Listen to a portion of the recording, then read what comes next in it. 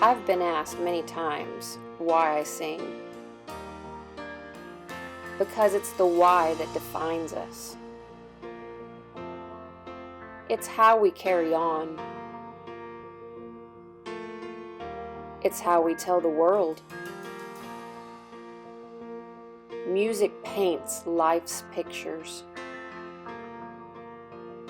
and is a window into the soul. It grows us. It's medicine to the wounded. It proclaims who we are and states who our God is. It can build us up and give us rest. A song is an overflow of the heart. It's showing you have thankfulness and wisdom of what Jesus has done for us. I'm Heather Smith, and this is Why I Sing. Today I'm going to be telling you about my song, That's Enough. This is a song that I both wrote and put on my new album, Sing All Believers.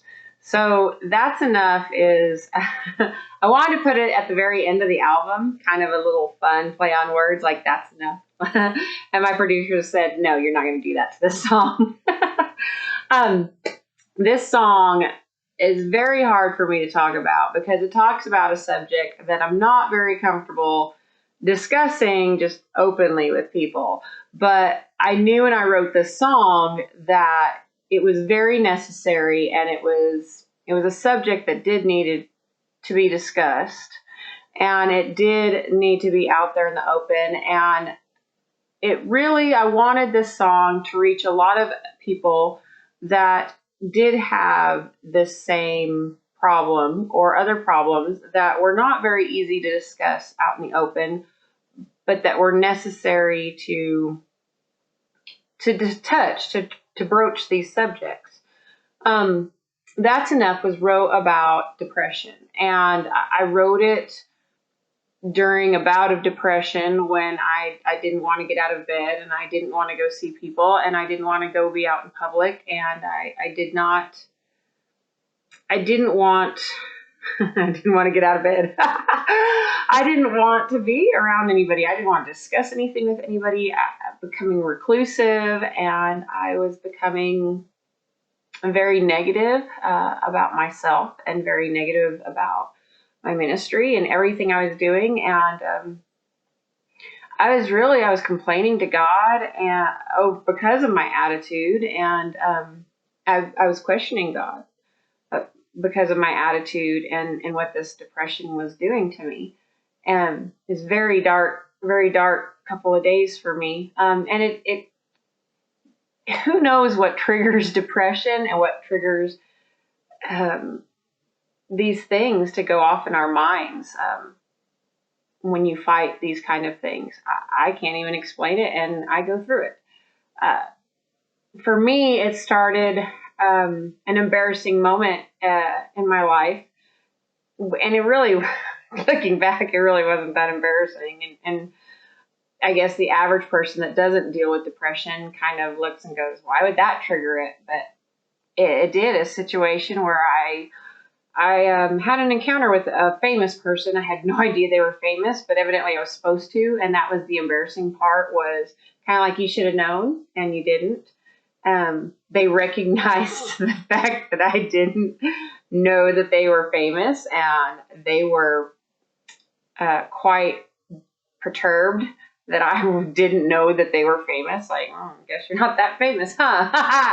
But it set off this bout of depression of, see, every time I go out in public, I embarrass myself, and I don't want to do that anymore. So I'm never gonna come out from underneath these covers.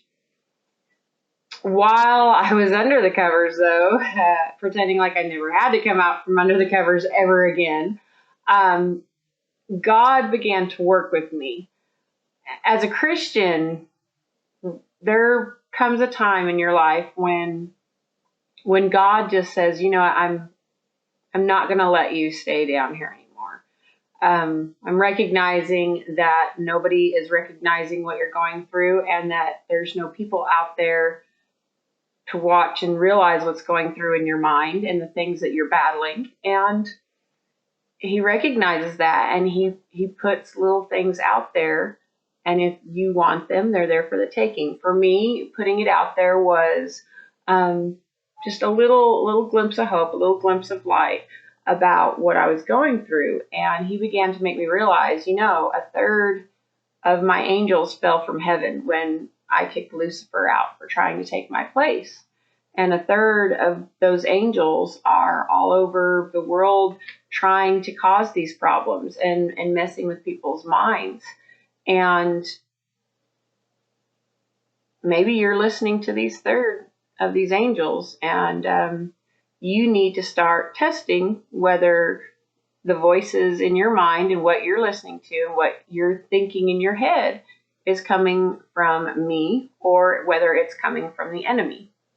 And when I began to think about all these things that were playing in my mind, I began to realize it's not God, because God promised life and life more abundantly. And he promised that he wanted good for me. And he promised me that he wanted me to have joy and peace and patience and kindness and gentleness and faithfulness, self-control. He wanted all these wonderful things for me. And what was going on in my head and making me not get out from under those covers was none of those things. And so there, by default, they had to be from the enemy. They were a trick of Satan trying to get in my head. And it was quite interesting, because I think I got out of the bed not in my own strength, but in a strength that I can explain where it was coming from. And I went across the room. I sat down at a table. We weren't at our house. We were out. We were out and about doing things. I can't say where, because I'll give up who did it to me. But yeah, I got up and I went across and I sat down at the table. And I began writing about what was going on, and the spiritual attack that I was facing. And that's really what, and I recognized that's really what the depression was a spiritual attack. And that these things in our minds, these things, some people call them sicknesses and diseases. I don't know, really. Looking back now, I can say I don't think it's a sickness or a disease. I think it's a spiritual attack, personally. And it's really a battle of good versus evil for our lives, for our bodies, for our minds, for our spirits. And I began to pen this song down mainly as like, okay, I see what you're doing. See what you're doing, devil, and I don't like it. And I'm calling you out on it. And I'm calling upon God, because I know obviously I cannot fight this fight on my own, but if I call on God, he'll fight it for me. And it will be his strength and not my strength. My strength alone won't work. I figured that out over, I don't know how many years I've been fighting this, 20 some years. I was like, and I know that God's strength, he can do anything. He can bring dry bones to life. He can close the mouths of lions. He can part a sea and allow people to go through it and close it upon their enemies that are chasing them down to kill them. He can do mighty, mighty things. He can do anything he wants to. And right now he's telling me that he doesn't want me in bed with the covers over my head and not facing anybody ever again. And as I wrote it down, it was more for myself, more for kind of like, what, first thing you got to do to get better is call out what it is. And point out, I know it's you, devil, and I'm tired of it. I'm tired of it. That is enough. I'm tired of this.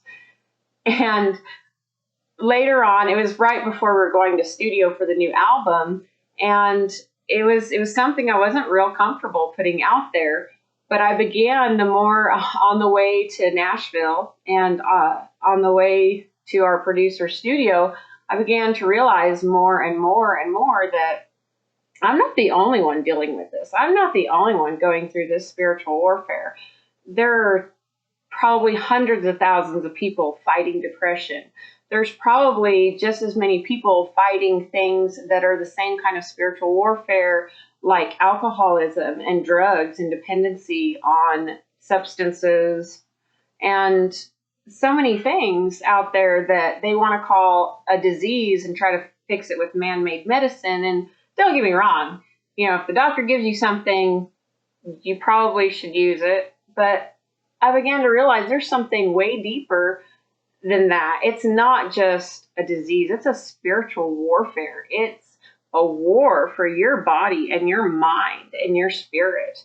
And it kind of got me frustrated, got me angry. Like, when will people see that it's just a battle between good and evil?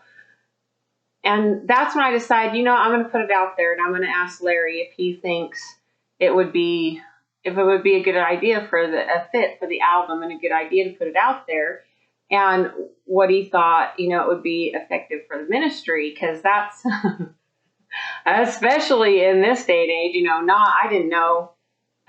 We started this project in I think October of last year of 2019. I had no idea what 2020 was going to bring, and the spiritual attacks that it was going to be, and the good versus evil, and the falling away from God and putting their faith in people and medicine and masks and all the faith that people were going to put into things, and the lack of faith in God that there was going to be. I had no idea that was coming. I just knew that I thought I needed this out there. And for even me, there's counseling. There is probably medicines. There is probably things you can do, vitamins and exercise and sunlight. There are things that you can do. But the number one thing needs to be realizing the spiritual warfare behind it, and realizing that God, it is absolute fight for your soul and your spirit, and that God is out there begging you. I guess he's not really begging. Okay, he's asking. And it's your decision, your choice, whether you want to admit that it's a spiritual attack or not, and whether you want to admit that it is just good versus evil, and the evil is trying to get in your mind and wreak havoc. And I had no idea. But when I take it to Larry, he was like, I think you're right. And I do think that this will be ministering to others. And, if there's a chance that somebody will recognize it and recognize what you're trying to say in this song and what you're meaning behind it, and it'll help them, if it wins one person, then it's worth it. It's worth our time and our effort in putting it onto this album. And my husband, I'm not even sure if he knew I wrote it. And whenever he heard the little demo track I brought in the studio, he was like, why are we going to do that? I don't know. But he's like, you've made a couple calls before, and I think if Larry makes the call to put it on there, it'll be all right. You see, even though I'm not really into this song, and I'm not really sure that it's a subject we want to broach on, because it is very controversial. When the world calls something a disease and says it can be fixed medically, and you call it spiritual warfare and said it has to be fixed by God, he's like, that's opening up a can of worms I'm not sure you want to open. And well, I am a country girl, bring it on. Open the gate, let him buck me off. I get backed off, I'll get back on again. But we made the call. Russell said, okay, I'll let you make this call. We'll let you put it on there. And it was really interesting because just a few months really listening after the project had started, we got the project out, got the first copy. Russell was listening to it over and over and over in his truck, trying to hear. We're trying to listen for any little things that we need to ask to change in the mastering, any little, we hear this or this instrument, we need to bring this up in the track, in the master. We need to bring this down. Hey, I said something vocally wrong, sang it wrong, or I need to go back in there and fix it. We were listening. There's so many details. that you have to listen for. And the more Russell listened to the song, he said, I do agree. I do think that this is something that needs to be touched upon, because it will help somebody. Somebody out there will be fighting depression, fighting addiction, fighting substance abuse, or whatever it may be that they're fighting with. And they need, maybe seeing that it's a spiritual fight, they will recognize that they need to come to God, and that it's God that can help them fight it. And haven't really looked back since. We threw caution to the wind, I guess, and allowed it to happen. And I'm very glad, that I did. It's still a hard song to sing, and I don't talk about it much. I know when we go out, I am very careful with it. It's not something that I just want to slam on people, because it is kind of a touchy subject. It is a touchy subject, but I still don't regret my decision to put it out there. I'm happy that Larry went with it, and I'm happy that my husband backed me and now agrees that it is a needed song. It is a needed discussion to be out there. So that's enough.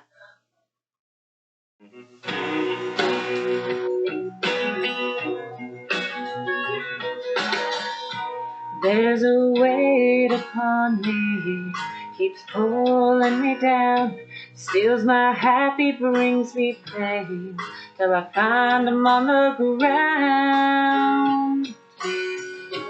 I cry out in your name, then I say that's enough. You beat the grave and the devil, now he's not so tough. 'Cause you have saved me once more, and to me that's enough. 'Cause with you I have joy, and I call the demons below. Ain't gonna stay here no more. Lord, you lift me off this floor. 'Cause with you I am loved, and to me that's enough. That's enough.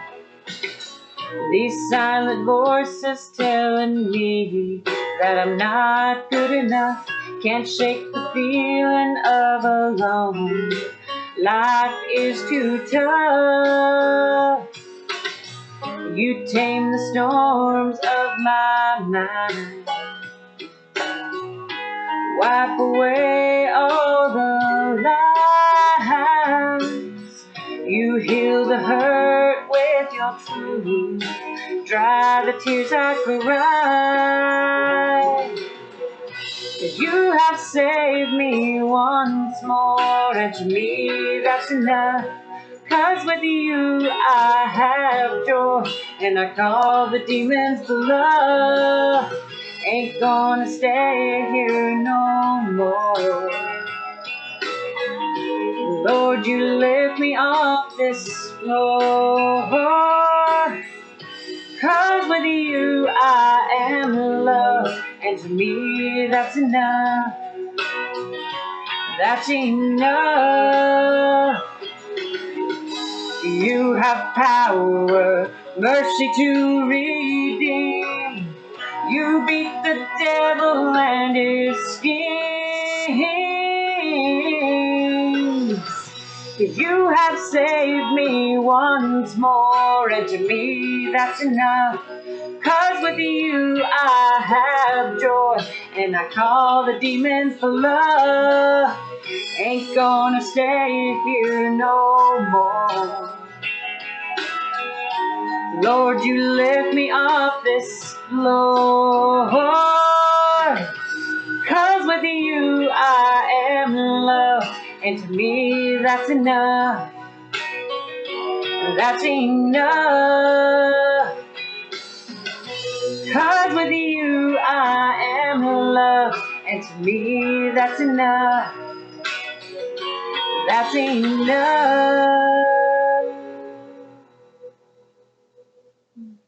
Thank you, Lord, for saving me every day, for saving me from myself, for saving me from those that don't want me to succeed and those that hate me and just want to see me fall down, Lord. Thank you for all the things you saved me from my own sins and from others.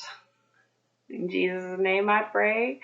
I pray that all of you have a great week and watch out for them spiritual warfare tactics. You're the Father, Savior, Redeemer. Oh, sing all believers. I worship you who has made this heart right. I praise you for winning sin's fight. Look what the light of the world has done for